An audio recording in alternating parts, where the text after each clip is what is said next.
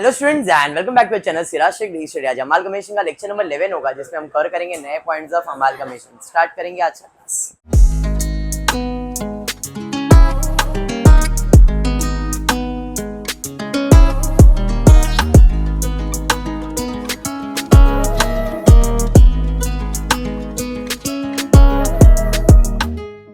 आज के क्लास में ओल्ड कंपनी भी और न्यू कंपनी भी, सिर्फ बैलेंस शीट नहीं बना रहे। ओल्ड कंपनी का लेजर एंड न्यू कंपनी का जर्नल एंट्री। मैं भी वापस बोलता हूं, ओल्ड कंपनी जब भी पूछेगा तो दो चीज आ सकता है। क्या क्या आएगा? लेजर या तो जर्नल। और न्यू कंपनी पूछेगा तो क्या आएगा? Journal and balance sheet. देखो, कंसेप्ट ऑफ अमालगमेशन सिंपल याद रखना निकिता। जब भी आप अमालगमेशन सॉल्व कर रहे हो तो आपको ये देखना है कि आपको किसके बुक में और क्या सॉल्व करना है। अगर वो ओल्ड कंपनी का बोल रहा है उनका, तो ओल्ड कंपनी वो लेजर और जर्नल के अलावा कुछ नहीं बोलेगा। बैलेंस शीट नहीं बनता ओल्ड कंपनी का, ठीक है। और अगर जब न्यू कंपनी की बात हो रही है तो न्यू कंपनी में जर्नल एंट्री ही पूछेगा एंड जर्नल एंट्री के साथ बैलेंस शीट पूछेगा। इस क्वेश्चन में बोला है prepare necessary ledger account. Ledger बोला, मेरा दिमाग की बत्ती जल गया भाई, ये तो पुराना कंपनी है, क्योंकि नए कंपनी का लेजर नहीं बनता है। तो necessary ledger account in the books of Modern Auto Limited, journalize the transaction in the books of Premier Limited। आप देखो, बैलेंस शीट में आपको मॉडर्न लिमिटेड पुराना कंपनी का बैलेंस शीट दिया है और प्रीमियर लिमिटेड ये एक नया कंपनी है। कैसे मालूम पड़ा? The consideration payable by Premier Limited was, question दिया है, Premier Limited agree to acquire the business of Modern Auto Limited. Premier Limited ने कहा है हम मॉडर्न ऑटो लिमिटेड को एक्वायर करने वाले हैं। तो मॉडर्न बंद होगा और प्रीमियर नया एक्वायरिंग कंपनी बन जाएगा। तो नया कंपनी है प्रीमियर और पुराना कंपनी है मॉडर्न। छोटा सा समय 5-10 मिनट का काम है, फटाफट कंप्लीट होगा। 31 मार्च 2012 को उनका बैलेंस शीट बना के दिया गया। एक ही मालिक है, equity share holder. Consideration payable was as follow, cash payment, cash देने की बात चल रही है, कैश पेमेंट इक्वल टू ₹2.50 पर शेयर। हमने क्या बोला? ₹2.5 शेयर का कैश दूंगा आपको, एक शेयर का। जितना भी शेयर है ₹2.5 मेरे से ले लो। तो क्या इतने में बिजनेस होगा क्या? नहीं, और भी रहेगा। और दिया है 9,000 इक्विटी शेयर इशू करेंगे। ₹10 वाला है, बट हम कितने में इशू करेंगे? 15 में। मतलब ये दोनों लाइन अपने लिए दादा क्या है? पीसी। समझ में आया? आगे दिया है issue such number of fully paid 8% debenture of Premier Limited at 96। मतलब प्रीमियर लिमिटेड का वो शेयर्स का कीमत 96 है। Each in sufficient to discharge 6% debenture. हमारे जो 6% डिवेंचर डिस्चार्ज करना है वो कितने में डिस्चार्ज करना है? 20% प्रीमियम पे। मतलब 10,000 के बदले में 20% प्रीमियम ऐड करूंगा, मतलब 2,000 प्रीमियम ऐड करूंगा। मतलब मुझे देना कितना है? 12,000। तो डिवेंचर का वैल्यू कितना लगाने का? 12,000। लेकिन उसके शेयर का कीमत कितना है? 96। सेम एडजस्टमेंट किया है, बट ये पीसी तो नहीं है।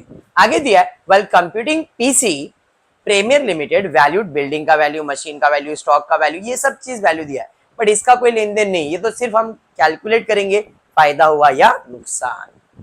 क्वेश्चन क्लियर है? चलिए तो फिर सॉल्यूशन की तरफ जाते। परचेज कंसिडरेशन कितना कैश देगा वो? ₹2.5 पर शेयर। तो मेरे पास इक्विटी शेयर होल्डर है, कैश देने की बात कर रहा है। कितने शेयर है जरा चेक करो मेरे पास। तो नंबर ऑफ शेयर 6,000। कितना रुपया देने की बात किया उसने? ₹2.5। तो 6,000 पे ₹2.5 मतलब पीसी। उसके अलावा 9,000 शेयर देगा 10 वाला, कितने में? 15 में। तो 9,000 शेयर देगा, ₹15 के हिसाब से कितना हुआ? 1,35,000। टोटल पीसी कितना हो गया? 1,50,000। समझ में आ गया? अब हम वैल्यू करेंगे कि फायदा हुआ या नुकसान। उसके लिए एडजस्टमेंट दिया है वाइल कंप्यूटिंग परचेज कंसिडरेशन। ये सारी चीजें ध्यान रखना है, बट उसके पहले डिवेंचर का एक एडजस्टमेंट था। डिवेंचर कितने में लेके गया? 20% प्रीमियम। मतलब डिवेंचर का वैल्यू 10,000 के जगह पे कितना लिखने गया? 12,000। तो डिवेंचर का वैल्यू 12,000। समझ में आ गया? अरे हाँ। उसके अलावा while computing PC land and building and machine का वैल्यू कितना लेने का? 60,000। देखो, बिल्डिंग भी है मशीन भी है, दोनों का वैल्यू कितना बोला है? 60,000। बिल्डिंग का वैल्यू 60, मशीन का वैल्यू 60। अरे हाँ, साथ में दिया building and machine at 60,000। Stock का वैल्यू दिया 14,200। भाई स्टॉक दिया, हाँ स्टॉक का वैल्यू 14,200।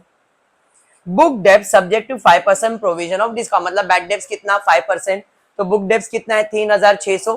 तो आरडीडी किधर दिखाऊंगा, लाइबिलिटी साइड पे, या तो फिर 3,600 में 180 माइनस करके दिखा दो। 180 कैसे आया, 3,600 का 5%, 3,600 5% माइनस करके दिखाया तो भी चलेगा।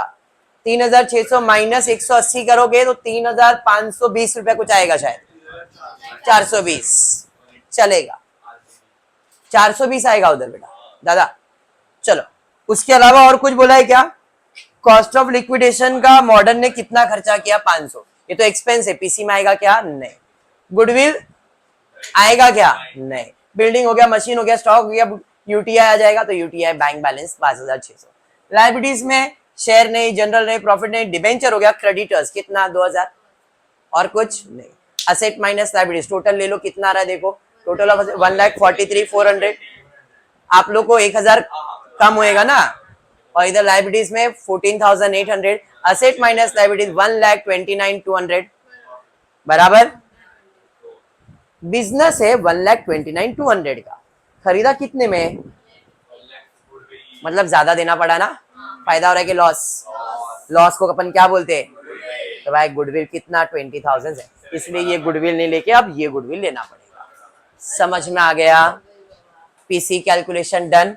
इफ दिस इज डन, अब जो भी पूछेगा आराम से सॉल्व करने का। पहले अपन लेजर सॉल्व करते हैं, बराबर है। लेजर में कौन सा ledger, realisation, equity share holder, new company, shares और कैश बना सकते हो। मैंने सिर्फ कैश बनाया, शेयर्स नहीं बनाया, बट आप बना सकते हो, कोई प्रॉब्लम नहीं है।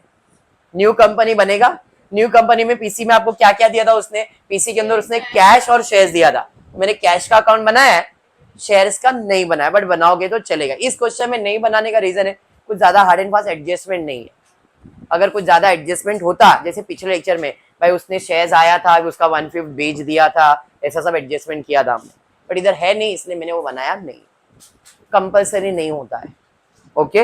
रियलाइजेशन कंपलसरी है, मालिक का अकाउंट कंपलसरी है, न्यू कंपनी का अकाउंट कंपलसरी, ये तो बनेगा ही। उसके अलावा पीसी में वो जो दे रहा है उसका अकाउंट बनाते हैं, ठीक है।